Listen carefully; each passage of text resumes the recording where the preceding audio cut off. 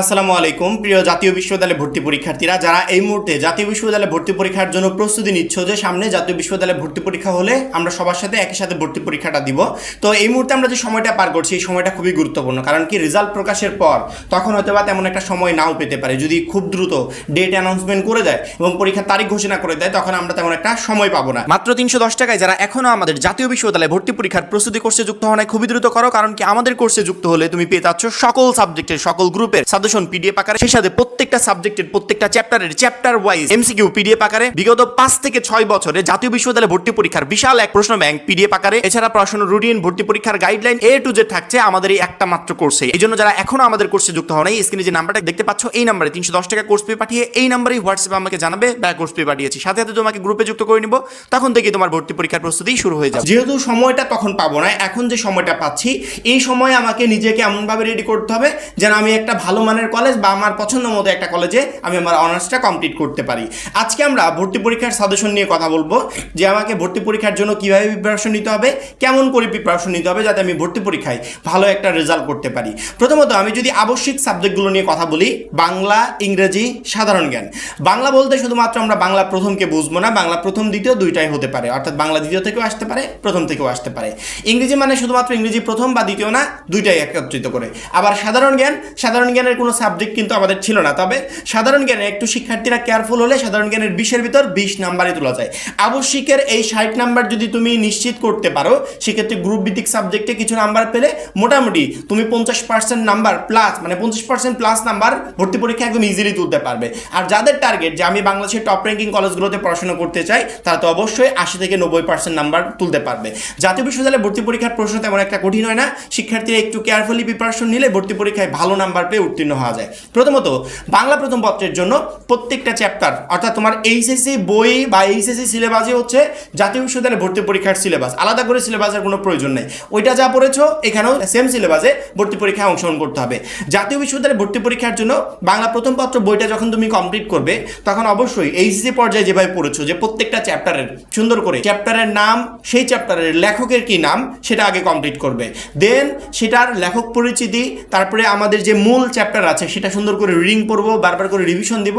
দেন পাঠ পরিচিতি প্লাস শব্দার্থ, একটা চ্যাপ্টারের এই টোটাল যে অংশগুলো থাকে এই অংশগুলো তোমাকে কমপ্লিট করতে হবে। এভাবে গদ্য এবং পদ্য দুইটারই তোমাকে লেখক পরিচিতি অথবা কবি পরিচিতি, তারপরে আমাদের যে মেইন গল্পটা আছে বা কবিতাটা আছে, তারপরে শব্দার্থ, লাস্ট পাঠ পরিচিতি এবং ওই গল্প বা ওই কবিতার লেখককে, এইগুলো আমাকে মনে রাখতে হবে। এই টোটাল বিষয়গুলো যখন আমি মনে রাখতে পারবো, তখন কিন্তু আমি জাতীয় বিশ্ববিদ্যালয়ের ভর্তি পরীক্ষায় বাংলা আমার যেখান থেকে প্রশ্ন আসুক, বাংলা প্রথমের 10টা 12টা 15টা যেরকম করে কোশ্চেন দিক না কেন, আমি ইজিলি অ্যান্সার করতে পারবো। অর্থাৎ জাতীয় বিশ্ববিদ্যালয়ে ভর্তি পরীক্ষায় বাংলা থেকে যে প্রশ্নগুলো আসবে সেগুলোতে ভালো করতে হলে তোমার বাংলা প্রথম পত্রের যে চ্যাপ্টারগুলো আছে সেই চ্যাপ্টারগুলোতে ফোকাস দিতে হবে। বাংলা দ্বিতীয় পত্রের গ্রামার অংশ তোমাকে কমপ্লিট করতে হবে। এই টোটাল মিলে বাংলা প্রথম পত্রের 20 নাম্বারের কোশ্চেন আসবে। এখন শিক্ষার্থীরা বলতে পারো যে ভাইয়া আমাদের তো এমসিকিউ দরকার, কারণ কি আমাদের ভর্তি পরীক্ষা হবে এমসিকিউ পদ্ধতিতে। এখন আমি শুধুমাত্র মূল বই পড়ে গেলাম কিন্তু এমসিকিউ বললাম না, তাহলে কি ভর্তি পরীক্ষা ভালো করতে পারবো? দেখো আমরা কিন্তু ইতিমধ্যে মানে বাংলা প্রথম পত্রের জন্য আমি যা যা পড়তে বলছি, যে এই চ্যাপ্টারের এইটা পড়বে, ওইটা পড়বে, সেটা পড়বে, এই সব কিছু একত্রিত করে আমরা কিন্তু এমসিকিউ অলরেডি কিন্তু রেডি করে ফেলেছি। তোমার বাংলা প্রথম পত্রে একটা চ্যাপ্টার থেকে কোশ্চেন আসছে, এমসিকিউ করেছে, সেই এমসিকিউটা আমরা আগেই করে ফেলেছি। আমরা একটা চ্যাপ্টারের সবচেয়ে ইম্পর্টেন্ট অংশগুলো, গুরুত্বপূর্ণ অংশগুলো, সেগুলোকে বাছাই করে সেখান থেকে আমরা এমসিকিউ রেডি করেছি এবং ওই এমসিকিউগুলো আমরা শিক্ষার্থীদেরকে দিচ্ছি আমাদের কোর্সের মাধ্যমে। এইভাবে শুধুমাত্র বাংলা প্রথম পত্র না, বাংলা প্রথম পত্র, বাংলা দ্বিতীয় পত্র, সাধারণ জ্ঞান, গ্রুপ ভিত্তিক যত সাবজেক্ট আছে, বিজ্ঞান, মানবিক, ব্যবসা, টোটাল শিক্ষার্থীদের জন্য আমরা একটা কোর্স রেডি করেছি, যেই কোর্সে আমরা সকল সাবজেক্টের সকল গ্রুপের শিক্ষার্থীদের জন্য পিডিএফ দিয়েছি। আমি যে পড়তে বলছি না যে বাংলা প্রথমে এই অংশগুলো পড়ো, এগুলো তো তুমি পড়বে, কিন্তু আমরা এই অংশগুলো থেকে আলাদা করে এমসিকিউ রেডি করেছি। অর্থাৎ কোনো শিক্ষার্থী যদি বাংলা প্রথম পত্রের জন্য আমরা যে এমসিকিউ পিডিএফ রেডি করেছি এটা যদি কমপ্লিট করে পরীক্ষার হলে যেতে পারে, বাংলা প্রথম থেকে যে এমসিকিউগুলো আসবে ইনশাল্লাহ আমাদের এই পিডিএফগুলো থেকেই তার কমন থাকবে। এবার সে বাংলা দ্বিতীয় পত্রে, বাংলা দ্বিতীয় পত্র গ্রামার থেকে কোশ্চেন হবে, কারণ কি গ্রামার ছাড়া আদার্স কোনো অপশন থেকে কোশ্চেন হবে না যদি প্রশ্ন আসে। বাংলা দ্বিতীয় পত্রের জন্য এই গ্রামার অংশ থেকে থেকে কোন কোন চ্যাপ্টারগুলো ইম্পর্টেন্ট বা কোন অংশগুলো ইম্পর্টেন্ট সেই অংশগুলোকে আমরা আলাদা করেছি, মানে ফাইন্ড আউট করেছি, দেন আলাদা করেছি এবং ওইখান থেকে আমরা এমসিকিউ পিডিএফ রেডি করেছি। বাংলা দ্বিতীয় পত্রের জন্য যে আমরা এমসিকিউগুলো রেডি করে শিক্ষার্থীদেরকে দিয়েছি, কোনো শিক্ষার্থী যদি এমসিকিউ পিডিএফগুলো কমপ্লিট করতে পারে, ইনশাল্লাহ এই এমসিকিউগুলো থেকেই তার ভর্তি পরীক্ষায় বাংলা দ্বিতীয় পত্রে এমসিকিউ কমন আসবে। এবং সাধারণ জ্ঞানে তো আমাদের সাবজেক্ট ছিলই না, সাধারণ জ্ঞানে আমাদের সাবজেক্ট ছিল না, কিন্তু আমাদের এই বিষয়টা পড়তে হবে।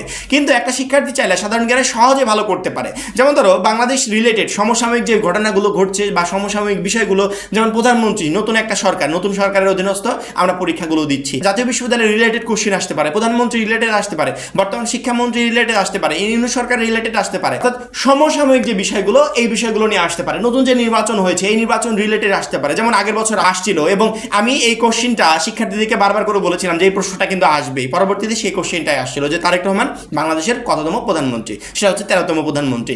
এই সমসাময়িক বিষয়গুলো নিয়ে বা প্রাকৃতিক যে কোনো দুর্যোগ রিসেন্টলি যেগুলো হয়েছে এই রিলেটেড যে কোনো কোশ্চেন আসতে পারে। এই টোটাল টপিকগুলো যখন আমি মাথার ভিতর নিয়ে যাব, যেমন জুলাই অভ্যুত্থান আছে, এই টোটাল টপিকগুলো যখন মাথার ভিতর নিয়ে যাব তখন কিন্তু এর বাইরে থেকে কোশ্চেন হবে না। সাধারণ জ্ঞানে এই জিকে থেকে এখান থেকে কোশ্চেন আসবে, এর বাইরে থেকে আসবে না। কোনো শিক্ষার্থী যদি আমাদের আশেপাশে যে ঘটনাবলী আছে, সমসাময়িক রিসেন্টলি ঘটে যাচ্ছে যে ঘটনাবলী থেকে কোশ্চেন আসতে পারে, এই টপিকগুলো কমপ্লিট করে পরীক্ষার হলে যেতে পারে, সেক্ষেত্রে আমার মনে হয় না যে সাধারণ জ্ঞানের এই 20 নাম্বার তার আনকমন থাকবে। 20-এর ভিতর সে 20 কনফার্ম করতে পারবে।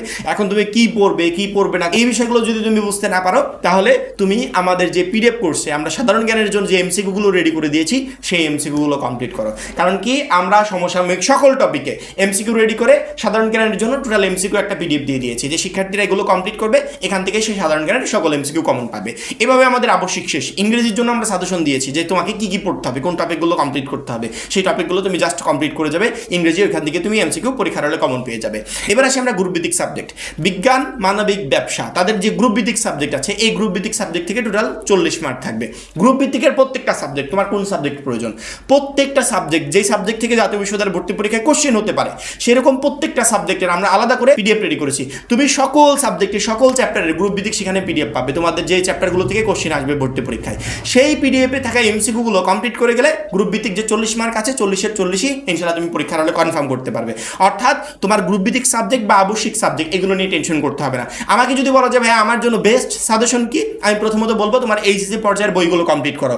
এবং এর থেকেও বড় কথা হচ্ছে আমরা যে পিডিএফগুলো রেডি করে দিয়েছি, যে এমসিকিউ পিডিএফ রেডি করেছি, এই এমসিকিউগুলো সংগ্রহ করে কোনো শিক্ষার্থী যদি কমপ্লিট করতে পারে এর থেকে আদার্স আর কোনো সাজেশন প্রয়োজন হয় না। জাতীয় বিশ্ববিদ্যালয়ের ভর্তি পরীক্ষার জন্য কোচিং করতে হয় না, এক গাদা বই কিনতে হয় না, কিচ্ছু না। এইচএসসি পর্যায়ের যে বইগুলো আছে ওইগুলো পড়লেই হবে। তার পাশাপাশি আমরা যে অল সাবজেক্টে পিডিএফ রেডি করে দিয়েছি আমাদের কোর্সে যুক্ত করেছি শিক্ষার্থীদেরকে, ওইখান থেকে যে পিডিএফগুলো তোমরা সংগ্রহ করতে পারছো, যারা কোর্সে যুক্ত হয় না তারা দ্রুত যুক্ত হয়ে পিডিএফগুলো সংগ্রহ করে নাও। আর যারা অলরেডি যুক্ত হয়েছো ওইখানে যে পিডিএফগুলো দিয়েছে ওই পিডিএফের এমসিকিউগুলো কমপ্লিট করো, ইনশাআল্লাহ ভর্তি পরীক্ষায় তোমার সকল এমসিকিউ কমন থাকবে। আমাদের টার্গেট, আমাদের প্রতি বছর শিক্ষার্থীরা প্রায় 95% শিক্ষার্থী ভর্তি পরীক্ষায় ভালো নাম্বার পেয়ে উত্তীর্ণ হয় এবং পাস করে। আমাদের টার্গেট এই বছর জন্য আমাদের কোর্সের 100% শিক্ষার্থী ভালো নাম্বার পেয়ে উত্তীর্ণ হতে পারে এবং সেই লক্ষ্য নিয়ে আমরা আগাচ্ছি। আমরা অলরেডি যে পিডিএফগুলো দিয়েছি এগুলো পড়তে থাকো এবং সামনে যে পিডিএফগুলো আমাদের যদি মনে হয় যে আরও কিছু দেওয়া প্রয়োজন সেগুলো আমরা দিব এবং গ্রুপে আমরা আপডেট করে দিব যে শিক্ষার্থীরা এই এক্সট্রা এগুলো যোগ করলাম, এগুলো তোমরা কমপ্লিট করে নাও। অর্থাৎ তোমাদের বেস্ট প্রিপারেশনের জন্য যা যা প্রয়োজন তার সব কিছু আমরা আমাদের সেই পিডিএফ কোর্সে দিয়ে দেবো। কোনো শিক্ষার্থী যদি মনে করো যে আমি আপনার পিডিএফ কোর্সে যুক্ত হব না, কোনো প্রবলেম নাই, তোমার এইচএসসি পর্যায়ে যে বইগুলো আছে সেই বইগুলো ভালো করে পড়া, ফুল সিলেবাসে প্রিপারেশনও তাহলেই হবে। আর যদি মনে করো যে ভাই আমার এমসিকিউ দরকার, আমার যেহেতু ওই ভর্তি পরীক্ষা আসবেই এমসিকিউ, আমি এমসিকিউ থেকে সরাসরি প্রিপারেশন নিতে চাচ্ছি, তাহলে অবশ্যই আমাদের পিডিএফ কোর্সে যুক্ত হয়ে এমসিকিউগুলো সংগ্রহ করে নেবে। পরবর্তীতে আমরা সাবজেক্ট ওয়াইজ সাজেশন আপলোড করবো যে বাংলা প্রথম পত্রের জন্য সাজেশন এইটা, এগুলো পড়তে হবে, ইংরেজি প্রথমের জন্য সাজেশন এইটা, এগুলো পড়তে হবে। এরকম সাজেশন খুব শীঘ্রই আমরা আপলোড করা শুরু করে দিব। এখন এই পর্যন্তই। পরবর্তী ভিডিওর জন্য অবশ্যই চ্যানেলটাকে সাবস্ক্রাইব করে রাখবে। আর যারা এখনো আমাদের জাতীয় বিশ্ববিদ্যালয়ে ভর্তি পরীক্ষার প্রস্তুতি কোর্সে যুক্ত হয়নি, খুবই দ্রুত যুক্ত হয়ে যাবে। সবাই ভালো থাকবে, সুস্থ থাকবে, আল্লাহ হাফেজ।